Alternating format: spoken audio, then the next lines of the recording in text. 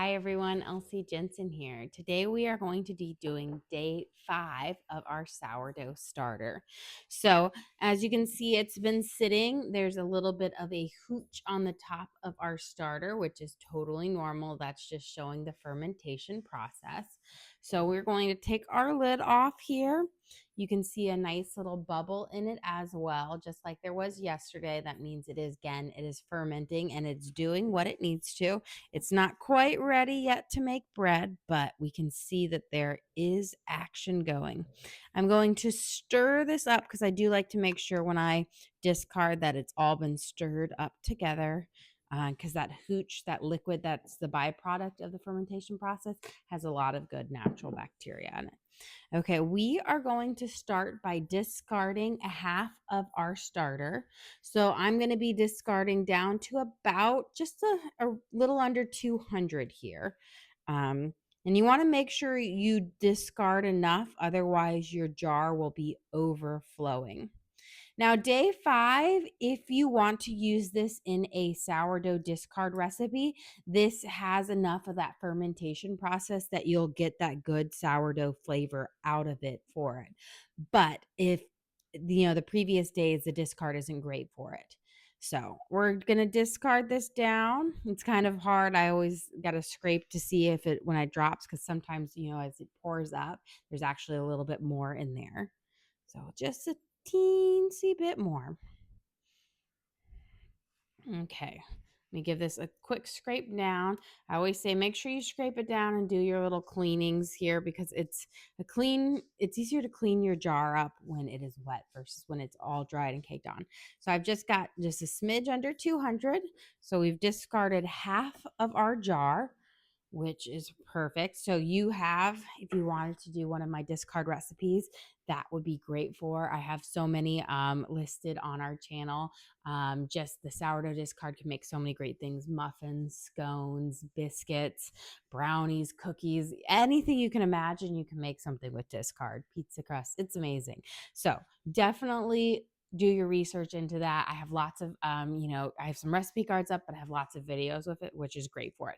Now let's get to adding to feeding this guy. I'm going to put him on my scale, and we're going to make sure it tear out to 0.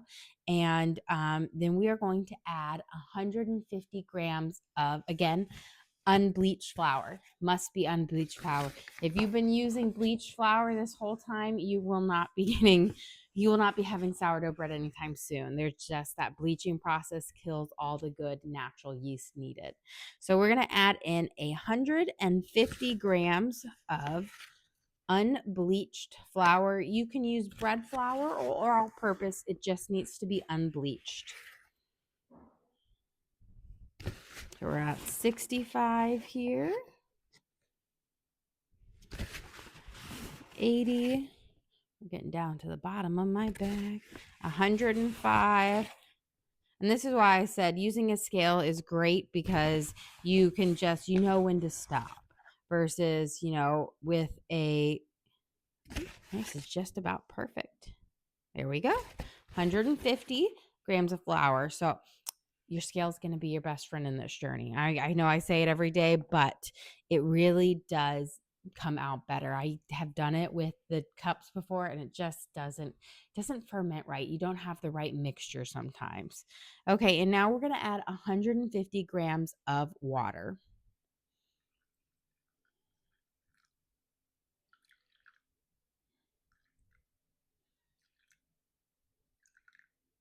There we go. And once I'm going to stick my little spatula in here, and we're going to mix it up, and this should cause it to drop down a couple of lower in levels. But we're going to mix it up. We want to make sure we mix it up really well. Make sure that flour is all the way dissolved into the water and the starter mixture, because if you leave any clumps that aren't in there, then sometimes it just doesn't get bacteria can't eat it. The fermentation process can't happen. So we're going to stir this guy up really well. And It's going to be about this kind of thickness and texture. But as you notice, when we poured it out, it was a lot more liquidy. That's when you can tell that it has been fermenting because it has been turning into the like alcohols parts for it. So let's mix this up. And I will say, this is after you fed it, this is the good texture that you want. So, like when we continue our feeding schedule after it, this is what I aim for. So, if I know when I've added in and it's not quite this texture, I can always add in a little bit more flour or water to kind of get it to that. It's more about seeing how the dough looks versus what the exact measurements are. Okay, we've got this guy mixed up. I'm going to scrape this guy clean with my long, skinny spatula. And again, I will say for doing your starter, you really need a long, skinny spatula. I've tried it with a knife and I've tried it with chopsticks and whatnot. The silicone spatulas are the best because they allow you to really scrape and kind of clean off your jar. I'm going to talking about cleaning off your jar, I'm going to grab a little bit of paper towels and I'm going to clean my jar off because I really, once you get this guy, your little cheesecloth dirty, it's, no fun because then you've got to really wash and scrub them.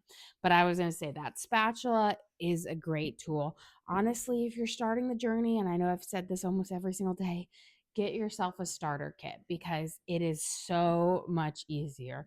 I will say the first couple of times I made my own starters, I did not have a starter kit and it was messy and it did not work as well. Having these little pre-made covers and the spatula and the jar with the measurements on it is just, it makes it easier. And why complicate things? And they're really not that expensive. I actually added the starter kit that I use and the couple of the jars and the tools that I use on my Amazon storefront. And it's under the sourdough baking essentials, but it has all the stuff that you need to start your own starter. I highly recommend getting one of those. I love the kit that I got, and I've been using it now for over a year. But I absolutely love it. But it's on my storefront, which is on the link on our profile page if you want to go to it. I do make a small commission off of it, but again, that helps me out. But it's also more about kind of showing you guys which tools you can do to make it easier at home. Well, we have completed day 5 of our starter. You can even see that it's starting to bubble up a little. That means it's starting to eat the flour. So we've got a good process going. I'm going to put my cheesecloth on and we're going to let it sit on the counter for another day. So I will see you guys back tomorrow for day 6 of our starter journey.